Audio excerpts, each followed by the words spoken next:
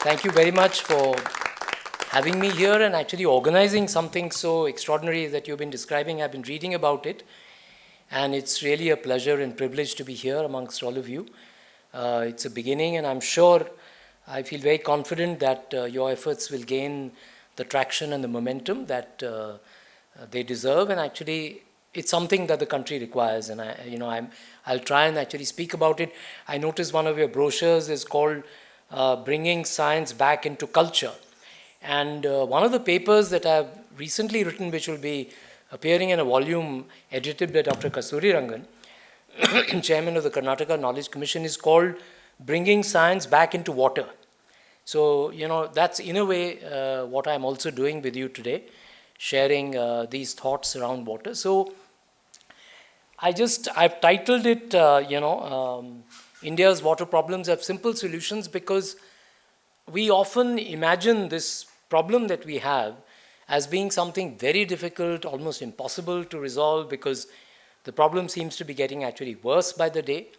But I'm here to share with you what I'm actually trying to urge governments at the states and the center, that India's water problems actually have very simple solutions. India is a very water abundant country. We do not have actually a shortage of water. The problem is the way we have managed water ever since independence, and that needs to fundamentally change. So, and that change is not only possible, it's very doable, it's very practical. It's not something which is very idealistic or difficult to imagine, difficult to implement. I'm going to try and urge you today that actually there are very simply implementable solutions to India's water problems. So just a brief snapshot of what India's water problem looks like. We have today a situation where the access to water for the lives and livelihoods of millions of people is at risk. And it's a situation where India's economy is rapidly industrializing and urbanizing. So we have new demands on water, and our water tables are falling, water quality issues are coming to the fore, and climate change, which is an absolutely undeniable reality across the world today, is creating its own new challenges and imperatives which we definitely need to address. And broadly, it's been estimated that if we continue with business as usual, if everything goes as it has been going over the last few decades, then already by 2030, we will be in a situation where more than half of India's demand for water will remain unmet. That is, the demand will outstrip supply by as much as that. And the clear manifestation of that is that there are conflicts growing around water. These conflicts are not only interstate conflicts which get much more publicity, but if you go to villages across the country, even around single sources of groundwater, say a well, or a drinking water source, there are huge areas of contention and conflict that are happening. We also have a major problem now of our rivers. Rivers are viewed with reverence in our country. We have a long tradition of holding them as sacred and so on. But a recent study, which is a well-established publication in a leading science journal of the world, shows that 55 river systems, the catchments of these major river systems which I have named in this slide, are now in a state of terminal decline. And the study very carefully differentiates the factors responsible and shows that it's not actually a decline in rainfall, which is leading to this decline in water flows in the river, but actually the activities, the nature of the activities in the catchment areas of these rivers, which is something I'll try and highlight when I propose the solutions. Those activities are primarily responsible for the decline in the flows in these rivers, and the projections are that, again, as I said, if we continue as we are continuing in terms of the destructive activities in the catchment areas of our major river systems, there is absolute likelihood that these rivers will completely dry up. Many of them have, many of the smaller rivers, the tributaries have completely dried up already, and others are projected to dry. And as I've said, as major river valley civilizations have, once our rivers perish, the civilization itself has perished, and we too if we do not change course today, there is a great danger that our civilization itself could be in peril. So, when I'm making such a dramatic statement and saying that something very big needs to change, I thought it's important first to establish what has gone wrong with the primary thrust of water policy in our country.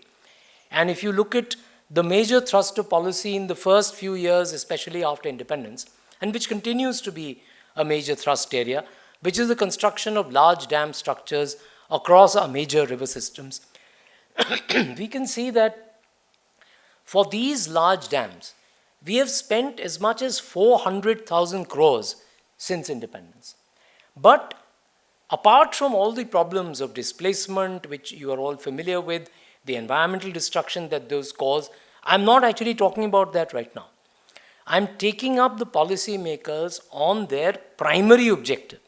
The primary objective was to, meet the needs of irrigation.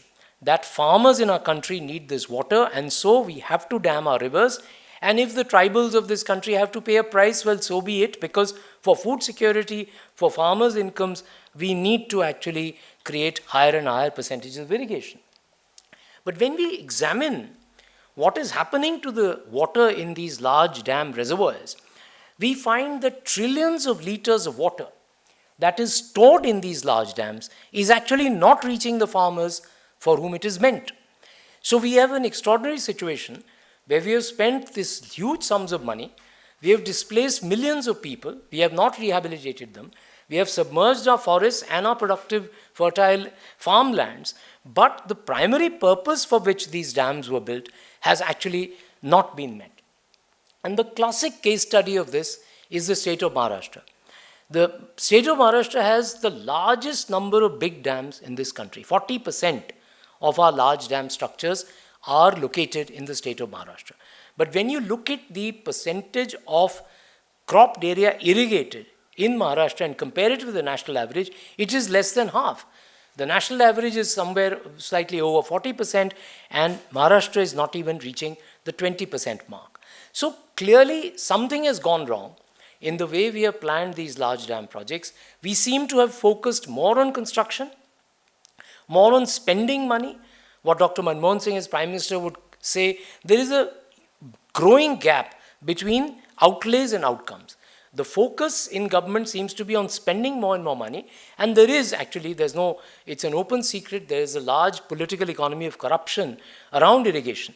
Irrigation actually doesn't get that kind of attention when we speak of, scams in our country, because the urban imagination, doesn't really know about what's going on in remote rural areas of our country. But as you can see the numbers, it's huge amounts of money which are lining various pockets within and outside the government, and that has become, in a sense, the primary purpose of endless construction without the benefit actually being yielded, which was meant to be yielded, especially for the farmers for whom these dams were meant to create irrigated area. But actually, even more than surface water, now our attention must be focused on groundwater. Because today, groundwater is the single most important source of water in our country. 80% of our drinking water requirements and nearly 2/3 of our irrigation requirements are being met through groundwater. And over the last 4 decades, 84% of the addition to irrigated area, the entire green revolution period has been primarily driven by increased use of groundwater. And it was a foundation for India's food security. But what has happened today is that what was at one time the solution to the problem of water has now become part of the problem itself. So in philosophical terms, we sometimes call it a situation of vicious infinite regress, where you continue to follow a solution to a problem and the problem seems to get worse by the day. And I'll sort of briefly describe how and why that has tended to happen. And as a result, what has happened is that more than 60% of India's districts today suffer from problems of falling water tables or falling water quality. So this is a very serious, even more serious problem, I would say, than what we have mismanaged as far as surface water is concerned. And the primary focus, and I really liked your emphasis on transdisciplinarity. As you said, we don't have universities, really doing that. Well, water policy has just not done that, and that's one of the major points I'm going to make. So when you look at groundwater, all we have done is trying to study the hydrogeology and trying to go deeper and deeper to drill for more and more water. But what we have forgotten actually is hydrogeology itself. We have forgotten that 2/3 of India is actually underlain by what are called hard rock formations. Hard rocks are simply those kinds of rocks where the natural rate of groundwater recharge is very low. So when you extract groundwater from below the ground, it takes a very long time to seep into the ground and the water table to recover itself. So in a situation where your rock formations have a certain kind of rate of natural recharge, you have to be extremely careful about how you drill deep into the ground. And if you continue to do that, you actually start creating a problem. And the major reason you create the problem is that we forget the fundamental nature of this resource. Groundwater is a common pool resource. It's a shared resource. The aquifer, the underground reservoir of water where groundwater is found, is shared across primary users of that water, primarily farmers. So if there is water below my farm, that water actually also lies below the farms of my neighbors. And when there is individual competitive extraction, so individual competitive extraction of what is a shared common pool resource is bound to lead to the very destruction of that resource itself. And that's what I really want to illustrate through two animations. My organization that you introduced in the beginning, two of my co-founder colleagues are here. I'm really fortunate that they have come for this lecture. We have actually a very strong media team, and we are trying to improve the communication of the ideas that we are trying to put forward on water and other issues. And we find that one of the best ways is these kinds of animations which we make, which convey these at times fairly complicated ideas, because nobody can see groundwater. It's an invisible resource. It's something which is below the ground.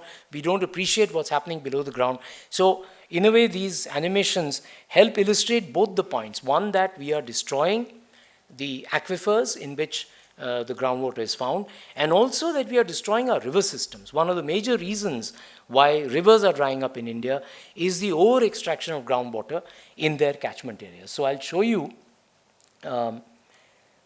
the animations which will describe these points. So here is a typical situation where two farms, these are two wells or three wells now, these are sort of shallow dug wells where water is being extracted, in a sense in the pre-Green Revolution era.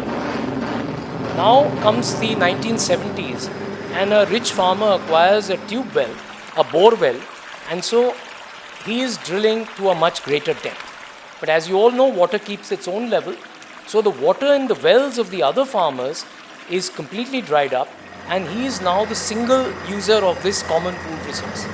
But the Green Revolution also meant the nationalization of banks and the access of credit to many more farmers. So other farmers also, based on those loans, drilled deep into the same aquifer, and slowly the water table in the aquifer itself is falling. Finally, of course, the richest farmer says, well, all of you smaller Johnnies, I'm going to outstrip all of you. I'm going to go even deeper. And that's what's been happening across the country. And he thinks he's won a great battle with the other farmers. But soon he realizes that nature in its dispensation of justice seems to have a principle of equity. And every bore well and every well in that area has now dried up, and the entire aquifer is, completely dry, and there is no water remaining. So this is how, what I was saying, that a solution to a problem has now become a cause of the water crisis that we are facing more and more across the country. It is also one of the major reasons, as I said, for our rivers drying up. So this animation illustrates that. Now, it's not often recognized that our rivers, after the monsoon, get their water. The water flow in the river comes from groundwater. So this is a gaining river which has got river flowing from the aquifer into the river system. Now as you drill for groundwater in this aquifer, what slowly happens is that again as water finds its own level, as water goes deeper in the aquifer systems, the gaining river becomes a losing river. All the water is now flowed out of the river, it's gone into the aquifers, and of course because individuals are competing to extract the common pool resource that is groundwater, the aquifer is also dried up. So both the river and the aquifer systems, which were both interdependent on each other, are running dry because of the individualized competitive extraction of a common pool resource called groundwater. So let me, without much ado, come really to what we can do. What are the kind of solutions we can find? And I am making the very strong assertion that these solutions are both simple and very easily implementable. So the first set of solutions actually concerns the agriculture sector, because we must recognize, this is the latest FAO Aquastat database, which shows that 90% of India's water is actually going to the agriculture sector. But if you look more carefully within the sector, you find that 80% of irrigation is actually serving the needs of only 3 water guzzling crops, that is wheat, rice and sugarcane. For sugarcane, normally in a lecture like this I ask a quiz question, because Maharashtra is renowned for both its water crisis and its growing of sugarcane in situations where there's so much shortage of water. So can anyone take a guess as to how much of Maharashtra's cropped area is under sugarcane? Just take a guess. 80% of cropped area. Anybody else? 60? 50? It's good we are coming down. Huh? Who said that? So that's a question Khrushchev asked when in 1956. So no, you're right. That's the amazing thing, that it's actually only 4%.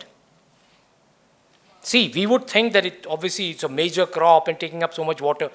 It's only 4%, but how much of the irrigated area, how much of irrigation does sugarcane take away? That's where the problem lies. So what is that figure?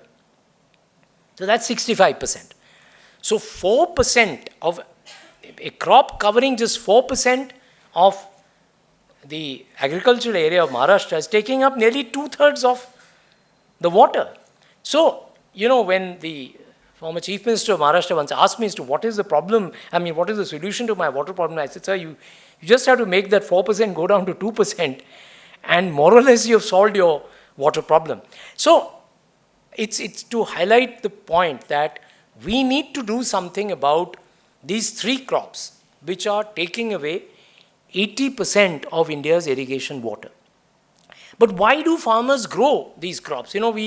So then all these theories, the social scientists will say, they don't luckily say so much now, but certainly in an earlier period, the notion was that India's farmers are irrational and whatever this whole Orientalist discourse about India and, Indian people. But the answer is very simple. It lies in pure economics.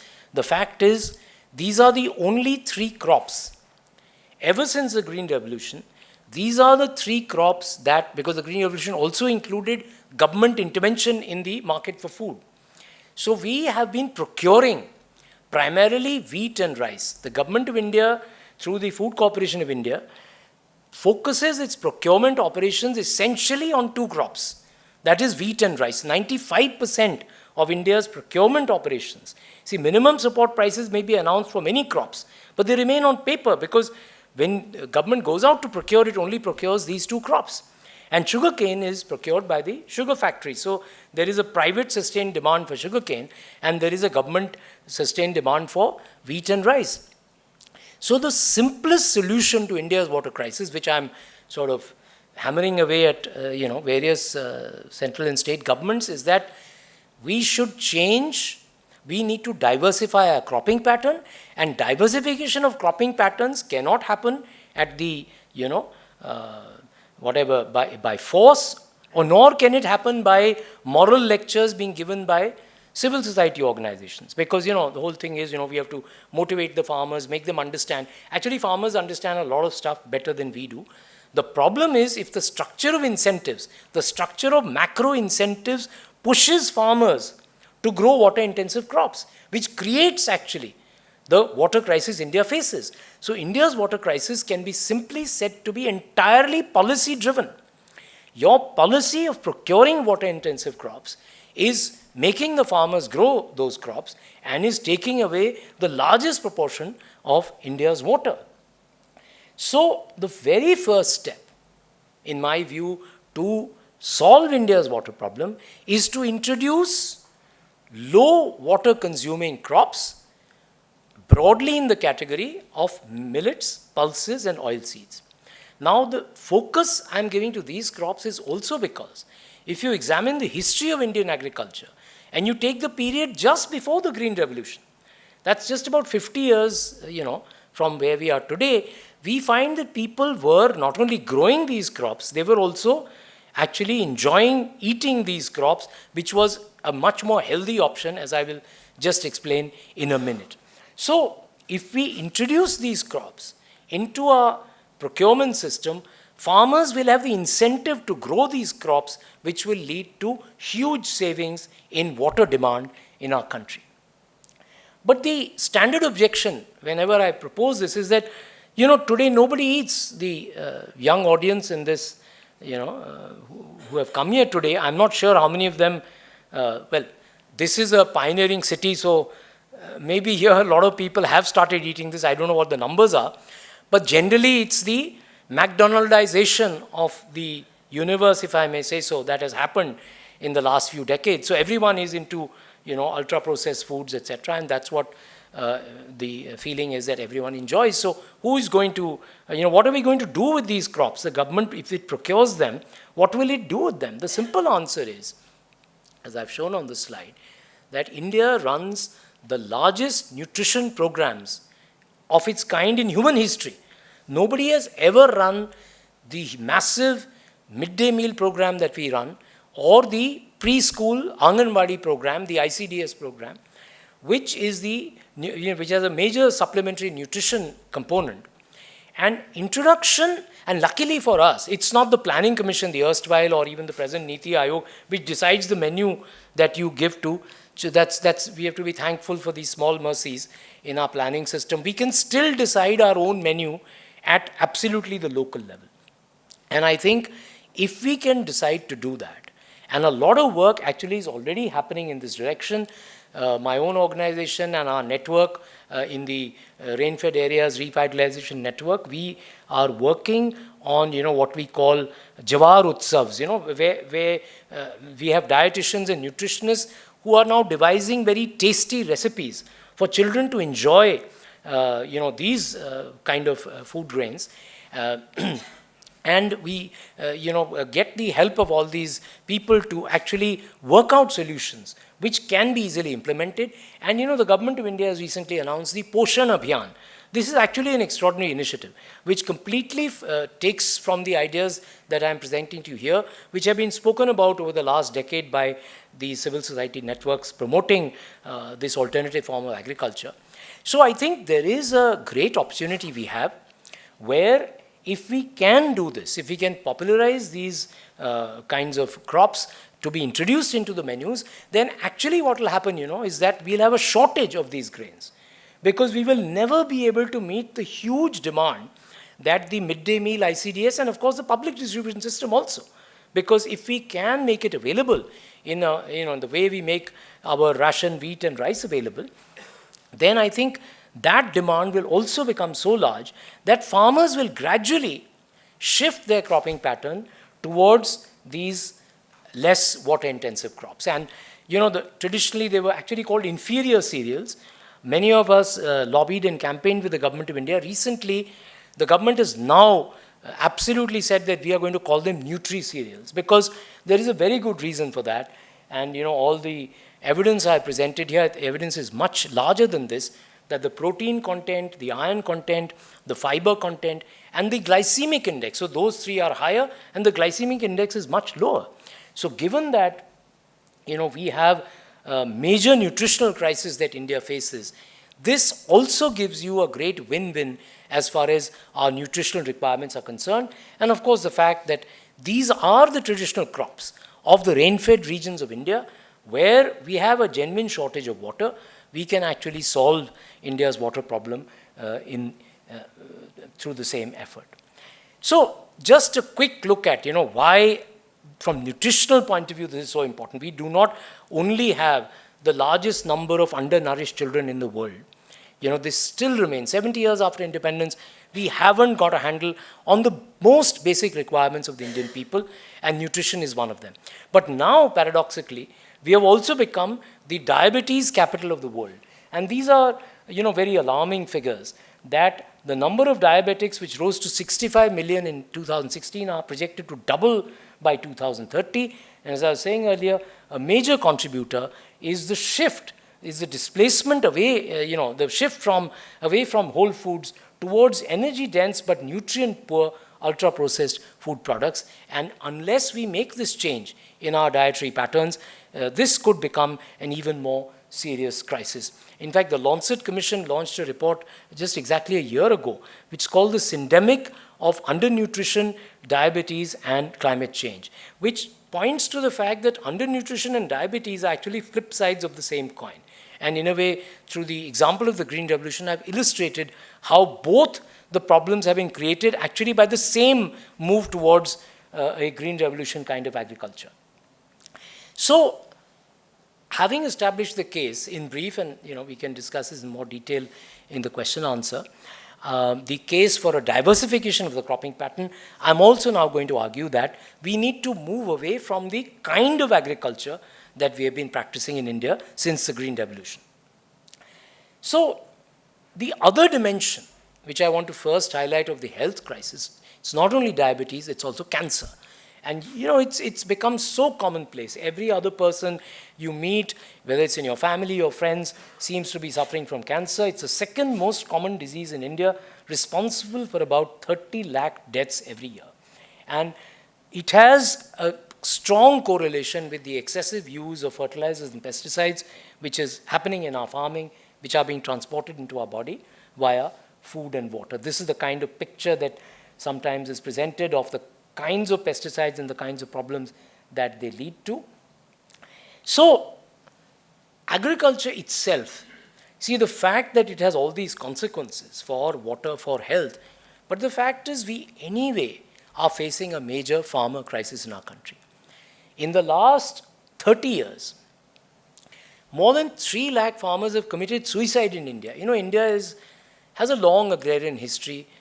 We have had famines, we have had deaths due to hunger, but never before in Indian history has this thing occurred, that 300,000 farmers are committing suicide because they feel there is no future for them if they continue to farm the way they have been farming.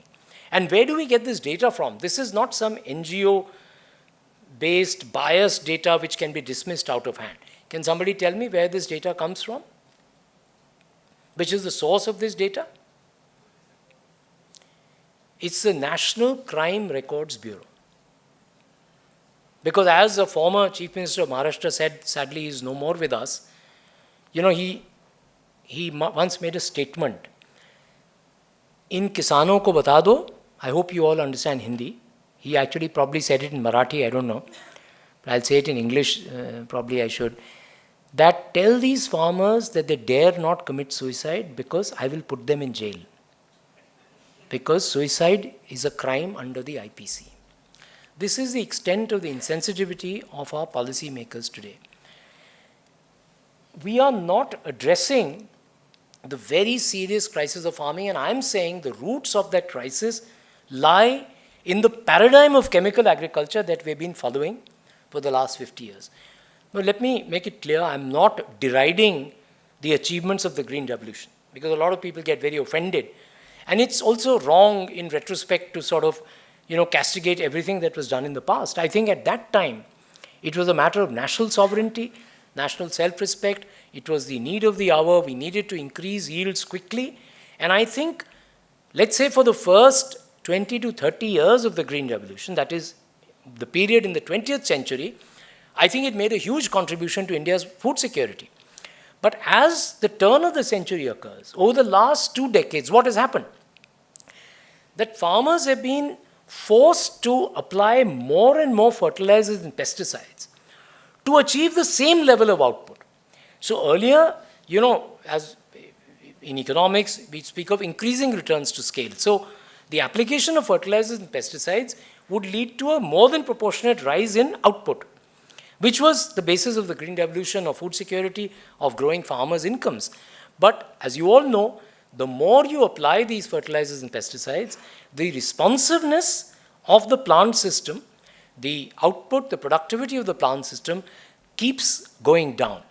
And at the same time, the costs of these inputs, given the oil crisis and etc. that we have had, the prices of the inputs, which are basically fossil fuel, entirely rooted in the fossil fuel economy, the prices have gone up. So the costs of cultivation are growing.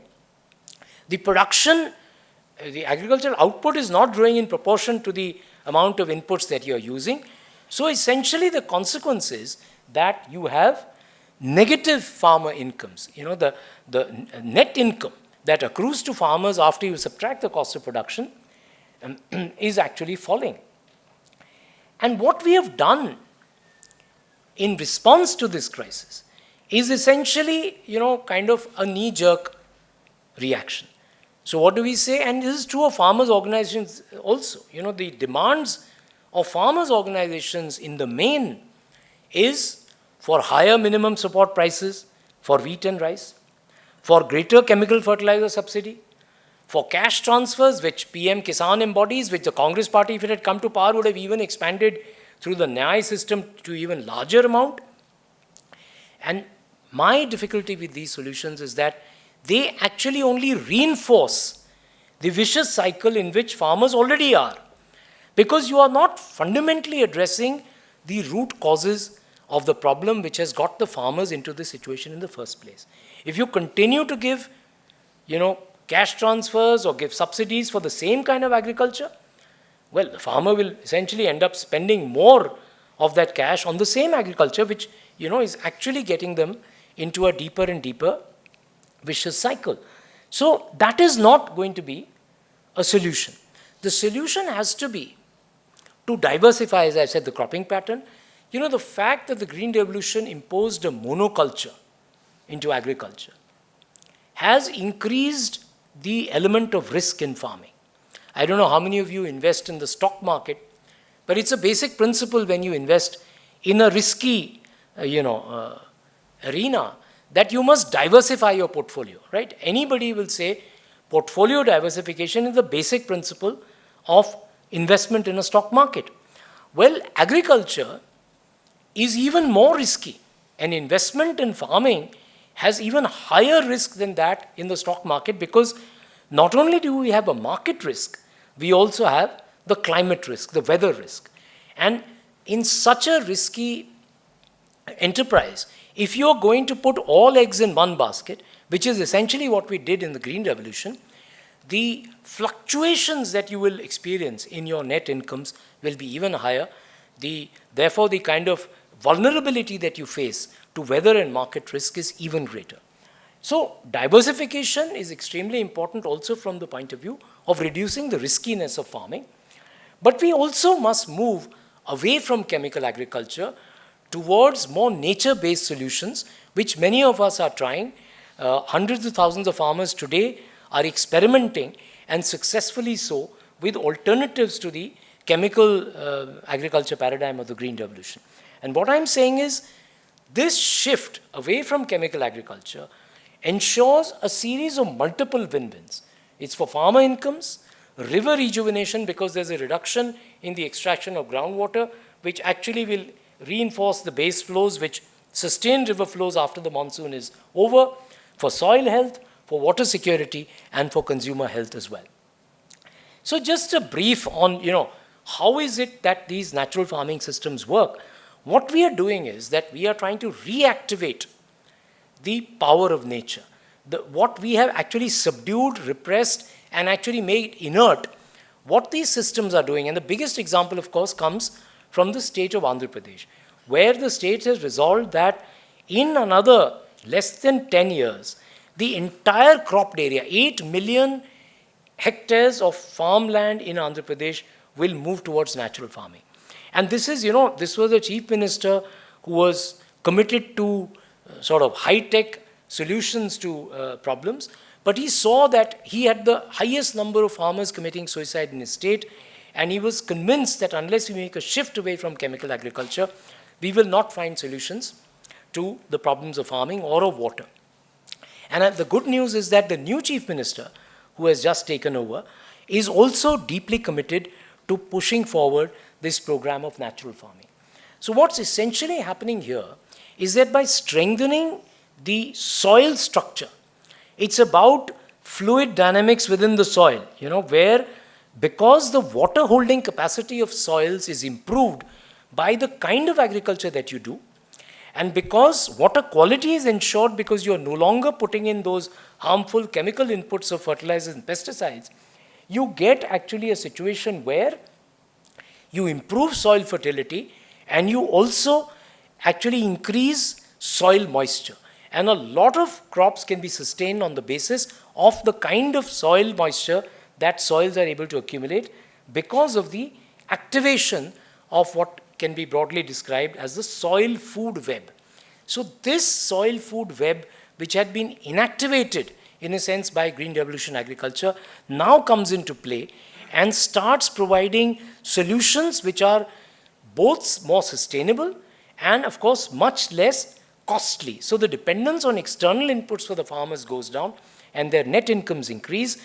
The environment within which farming happens is dramatically improved, and water security also flows as a consequence of this approach. Now, I am of course also cautioning against any kind of fundamentalism here. See, we have suffered for 50 years from the fundamentalism, what I call the fundamentalism of the Green Revolution. If you talk to agriculture scientists about this, the mainstream is still very resistant. The Honorable Finance Minister in a budget speech this year actually spoke about going back to the basics and lauded the initiative towards natural farming.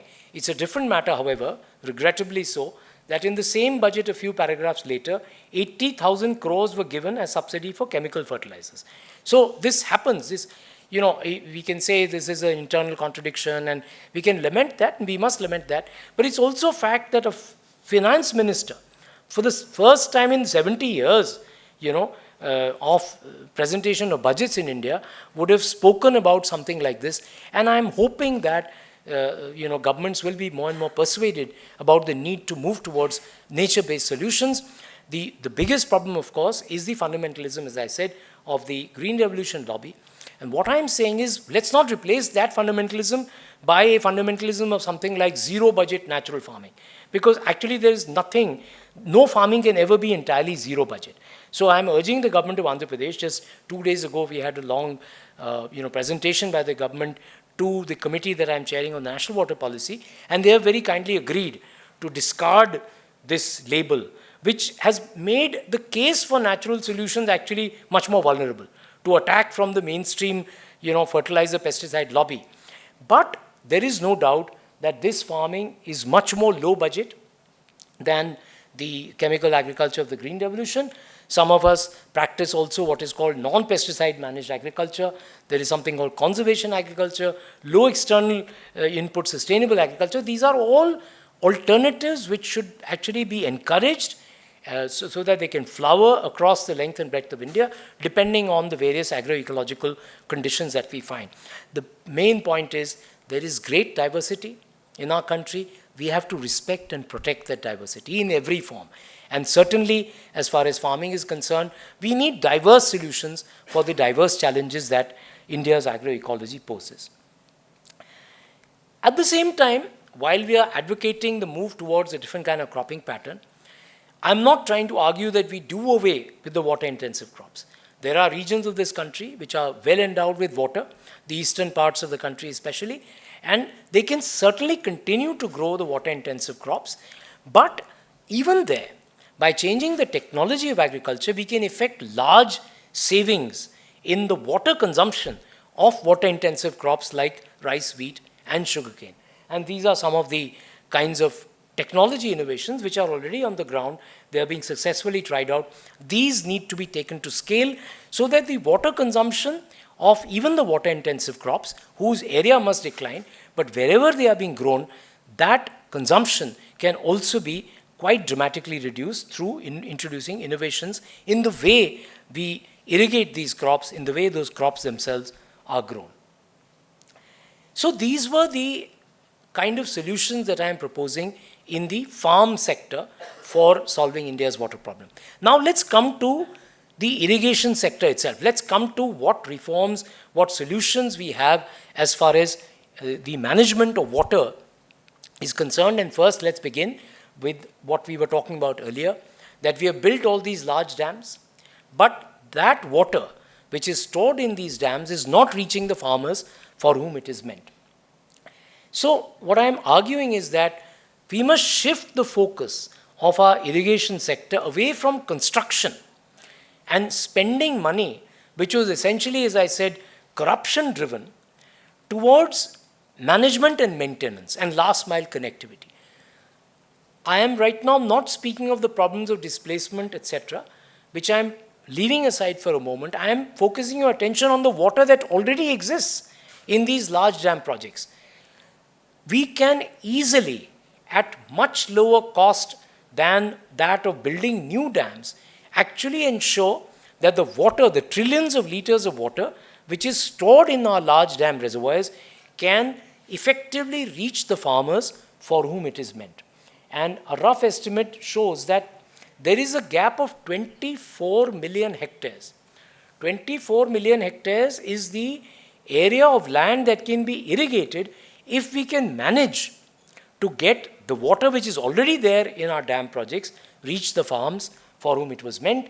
And the cost of doing that, this is an estimate of the Niti Aayog, would be less than half the cost of irrigation if we were to build new dams in order to do this work. And this is a well-established practice, what is called participatory irrigation management. Actually, what I am urging governments, and hopefully we will make this one of the headline statements in the new national water policy, we need to move towards the democratization of water. The fundamental reform that I am talking about is that water must belong to the people of this country. They must feel a sense of ownership over that water. And once they do, they are the best managers of that water. They are the ones who can ensure that the water in the large dams can actually reach the farmers for whom it is meant. And these are the international and national experiences based on which we are proposing this change. Actually, everything I'm saying in my presentation is not something which is on paper or in theory. These are all solutions for whom proofs of concept exist on the ground. Every one of the solutions I'm proposing has been tried and tested on the ground in India in some part of the country. The challenge for us now is to take it to scale, to take it to the entire country and make that reform really reach every person who is a stakeholder in water. This is a quick summary of the superiority of doing participatory irrigation management, democratization of water. You don't have to get into land submergence. There is no resettlement and rehabilitation. There is no major construction work, so the entire political economy of corruption doesn't kick into place. And just to illustrate the point, the problem of building large dams. When I was in the Planning Commission, as Member Planning Commission, I initiated a series of studies on what has happened to all the dams that we built. And the average cost escalation, you may not believe, that we found, because these projects keep getting delayed, because before you complete a dam, you start building a new dam. So 1,382% is the average cost escalation of big dam projects in India. And the largest escalation we found was as much as 5,000%. I'm not even sure exactly what that number means, but if you can visualize, hopefully your maths is stronger than mine, 5,000% escalation in cost. I don't know what the purpose of building such large structures would be. And the point about the participatory irrigation management system is that it yields immediate results and there is no time or cost overrun. and therefore there is no gap between the capacity you create for irrigation and the utilization of that capacity. So what you essentially do, which I should mention in that system, is that you hand over the management of what are called the command areas of any dam project to water users associations of farmers. What do these associations do? They actually manage the system in their part of the irrigation command. So they distribute the water, they develop systems for distribution of water, and people, the farmers who are part of those water user associations, pay for the water. They pay for the water that is delivered to them because they know that they are the owners of that water, because whatever accrues from the payment for that irrigation service fee, as it is called, that money is used for the operation and maintenance of the irrigation system in their command area. So the irrigation service fee belongs to them, they charge farmers, and that fees is used to maintain the system. So it's the dams and the main canals are always built by government at huge cost, but the field channels which take the water to the farmers' fields, they have been neglected. The successful experiences of participatory irrigation management show that once farmers take charge, they are able to manage to bring the water to the farmers' fields. They make a much better equitable distribution of that water, and they actually pay for the provision of that service, which pays for the maintenance of those systems. Similarly, we need to democratize groundwater. Now, as I said, groundwater is a common pool resource. We cannot, often people say that, look, we must actually put meters in wells, and we must meter how much water people are consuming. We must put limits on how much water people are consuming. But what we forget is that we probably now have as many as 45 million wells and bore wells in our country, the groundwater structures. I don't think a license quota permit Raj can effectively regulate the use of this groundwater. Our instinct seems to always move in that direction, the command and control direction. But what experience on the ground has shown is that when farmers come together, when they understand the nature of their aquifers, when science works with people to inform them, when they take informed decisions about the use of their groundwater based on the science of hydrogeology, based on the understanding of the water in their aquifers, they make much more rational, sustainable, and equitable use of that water, because they change their cropping pattern towards whatever the kind of water they have in their aquifer can sustain. You cannot grow sugarcane in the drought-prone areas of Maharashtra. As I said, the market is driving that move towards growing such a water-intensive crop. But when the experience is that when people come to know, the farmers come to know what is the availability of groundwater in their aquifers, they change their cropping patterns.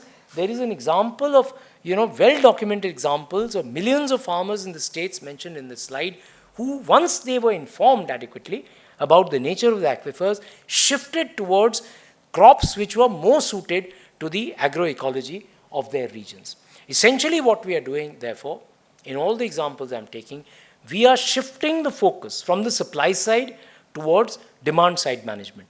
We are saying that there cannot be an endless supply of water for every kind of absurd demand that you place on that water. We have to focus on the demand side. People have to understand that different regions of India have different water endowments, and matching with those water endowments, matching with the hydrogeology of those regions, we need to change the way in which we are using water, essentially through the kinds of crops that we grow. And essentially what happens, therefore, is what is called crop water budgeting. So farmers actually get together and make budgets about what kind of crops will be possible with the kind of water supply that is available in the aquifers that we have.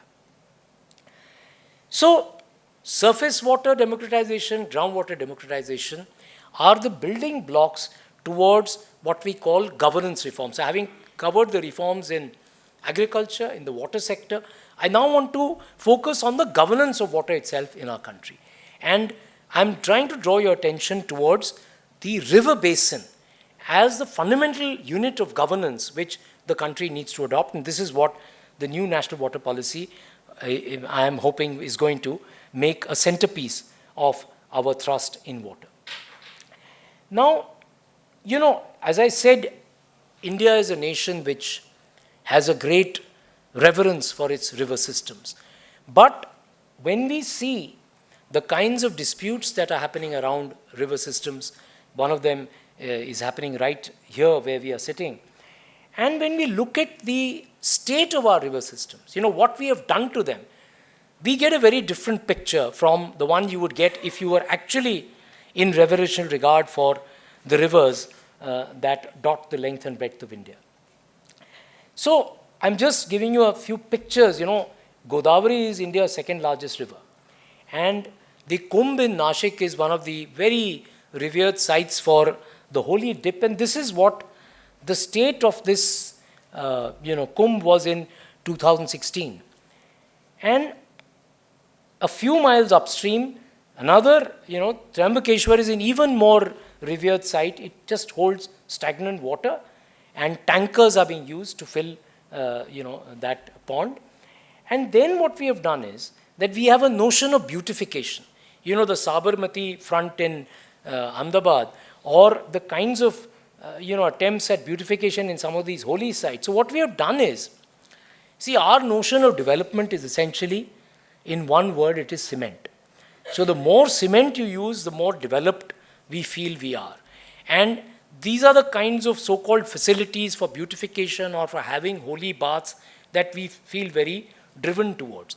But what we do again is to forget the science of hydrology and hydrogeology. What we forget is that by building these cement structures, we are blocking the flows, the base flows of groundwater which sustain these river systems. The springs from which the water comes into these river systems are actually being blocked out by this kind of so-called beautification of our river systems. And we are actually destroying the river rather than nurturing it. So the essential lesson we get, and this is again based on best practice across the world. The primary proposition of science that I'm making is that the health of a river is completely dependent on the health of its catchment areas. What is the catchment area of a river? It's the area from which a river catches its water. If you don't nourish the catchment area, the river is going to be destroyed. Now, there are many examples of this happening all over the world. One of the examples which, there is a discussion, for example, on the medicinal properties of the Ganga river. Often it is regarded as a kind of fundamentalism based on superstition, that, this Ganga Jal has some sacred value or some medicinal value. But I hope you know that science has well established now that the water, the pristine water that flows in the Ganga, has great medicinal value. And where does that derive from? It derives from the catchment areas from which the river originates. It's the Himalayan catchment which nourishes the Ganga, which we, of course, subsequently won by destroying the Himalayas themselves and also by polluting the river in the downstream reaches. The quality of the water in the Ganga is being destroyed, and by the time it reaches Delhi and becomes, joins the Jamuna, it's something which cannot even, you cannot even use words to describe. So the point that water policy needs to recognize is that we need to understand the relationship, the essential interconnectedness of water systems, that catchment areas sustain river systems, and if you don't protect the catchment areas, you are not going to actually have your rivers surviving at all. And the biggest example I want to give, because at times, all this sounds romantic, it sounds as if you are going against notions of development. So I thought, why not take a prime example from the most sort of the iconic city of the capitalist developed world, which is New York. And it's important to understand how the city of New York has managed to get clean, pristine water for its residents. And this is a very interesting social history, actually, of how the local body of governance in New York worked with the farmers in the catchment areas of New York to persuade them to give up chemical agriculture, to give up destructive activities in their catchment areas. And the city, even today, pays for the ecosystem services that are provided by the farmers living in the catchment areas of New York. So what I am proposing is that we need especially I would say in the Himalayan region, especially in the Western Ghats, it seems to me these pristine, treasure houses that we have, we are privileged to still have in our country. If we were to understand, and of course this is true of any catchment, there's so many such catchments across the country, but particularly in these regions, if we understand the value of the ecosystem services these catchment areas provide, these ghats provide, then we should be actually compensating the people living in those regions to protect the catchment areas so that the ecosystem services that they provide can be sustained, which would benefit all of us who are actually the water guzzlers of this civilization. We would be able to sustain the supply of water in our regions without undertaking the destructive kind of engineering solutions that we have adopted in water policy since independence. And this is now something which is happening across the world, especially in China, but in the countries that I mentioned in this slide, there are scientists working from across the world to try and sustain the ecosystem services in catchment areas so that water supplies can actually be protected. The second part of the governance of water which needs to change is that, I call this hydroschizophrenia. So what we have done is we are viewing water essentially in silos. So schizophrenia, so imagine schizophrenia with reference to water.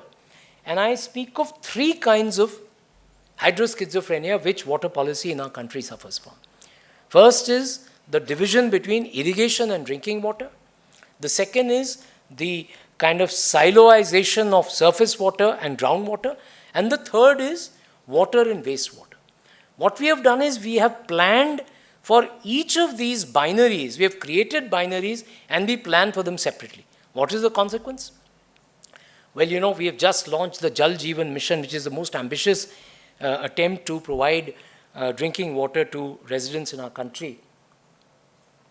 But what I mean warning the government is that there is a great danger that this initiative, it is historic because it's the largest ever, 3.5 lakh crores have been promised by the Honorable Prime Minister in his Independence Day speech at the Red Fort last year. Now, what has happened to, we have been trying this for more than 30 years now. We have had drinking water missions starting with Prime Minister Rajiv Gandhi. The focus on drinking water dates back, in fact, to the 1980s. Now, what happens typically to these drinking water projects is, so there are reports of the ministries and departments of drinking water. So you have one table in that report which gives you the percentage of habitations covered. Okay, so the percentage keeps growing over the years. It comes to more than 90%. But then 4 pages later, you have another table. What does that table give you? That gives you a list of what they call, this is a very Indian term, I don't know if it exists anywhere else in the world, they are called slip-back habitations. So what has happened is, a habitation was assured safe drinking water, but meanwhile, for irrigation, the same aquifer has been used to irrigate, water guzzling crops like wheat, rice, and sugarcane. So the source of water, which was providing that drinking water to a particular settlement, has suddenly dried up. So this habitation has slipped back in the vocabulary of our drinking water departments. And this is a classic instance of hydroschizophrenia, that because you did not plan for irrigation and drinking water together, your left hand of drinking water did not know what the right hand of irrigation was doing. And so the water source, the aquifer from which you were drawing water for drinking water, has now been exhausted. Same thing is happening, as I said, in our groundwater surface water dichotomy. Because we don't plan for them together, our rivers are drying up. Because we had, what the animation I showed you, the groundwater is being pumped for such great depths that the water of the rivers is slowly drying up. And finally, water and wastewater. Because we have never planned for water and wastewater together, our urban water is getting so badly polluted, we have such major issues of water quality in our country. So unless we break the hydroschizophrenia, which affects water policy and planning in India, we are going to continue to multiply the problems of water rather than solving them. So this is the kind of thing I just summarized. We need to bring the silos of water together when we plan for water, and that is best done at the level of the river basin. For each river basin, we need to bring all these silos, break the hydroschizophrenia, and then plan for water security in India. Similarly, we must recognize that, as I was saying earlier, that water is essentially multidisciplinary and transdisciplinary in character. What has happened to our water establishments since independence? You examine the Central Water Commission or any of the irrigation departments in any of the states. They only have civil engineers. Very few of them even have irrigation engineers. But you don't have any other disciplines concerned with water, as if engineering is the solution to all of the problems of water. Similarly, the groundwater boards, the Central Groundwater Board or the state groundwater boards, only have hydrogeologists who just understand how to drill below the ground, just like people who could not get a job in the ONGC for the oil drilling.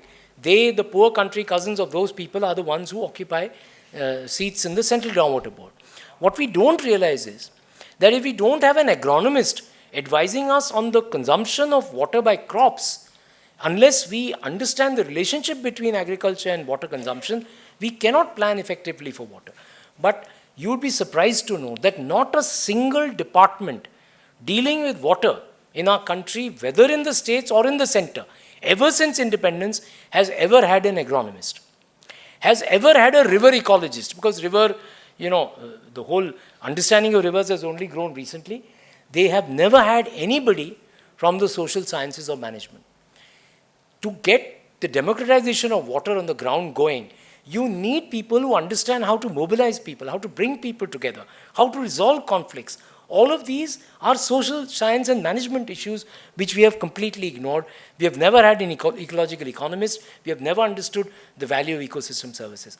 Till these disciplines are present on the table along with the engineers and hydrogeologists, I'm not trying to undermine their role. They are required, but all of these disciplines and more are required to come together to manage water in this country, without which we will not find solutions to India's water problem. And finally, I'm saying water is too important to be left to the government alone. So in 2015, I was asked to chair a committee by the Government of India to actually restructure water governance in India. And this is the recommendation we made. We actually said the Central Water Commission and the Central Groundwater Board need to be merged into a National Water Commission to break down hydroschizophrenia. We must have multidisciplinary expertise available in this commission. But we also must have all the primary stakeholders of water as enduring parts of this National Water Commission. Water cannot be left to be managed by the government alone. It cannot be left to the whims and fancies of passing bureaucrats and politicians, that when they like somebody from IIT Delhi or the Indian Institute of Science in Bangalore, they call them on board, but when they don't like what the report of those scientists say, they discard their recommendations. We have to ensure that whether they are farmers, whether they are civil society organizations, academics, or representatives of industry, or the people's representatives in the bodies of local self-governance, all of them need to be part of the governance structure managing water in India. If we do not do that, we cannot hope to ever find a handle on India's water problem. But as I said, if we were to put together all of these solutions and adopt them at both the center and the state level, then I think the problems of water in India have eminent solutions. As I said, there is no actual shortage of water in India. It's just the paradigm of managing this water that we have adopted since independence, which is deeply flawed. These are the ways in which I believe it needs to be changed. And if it is done, we will have an enduring, sustainable, and equitable solution to India's water problem. Thank you very much.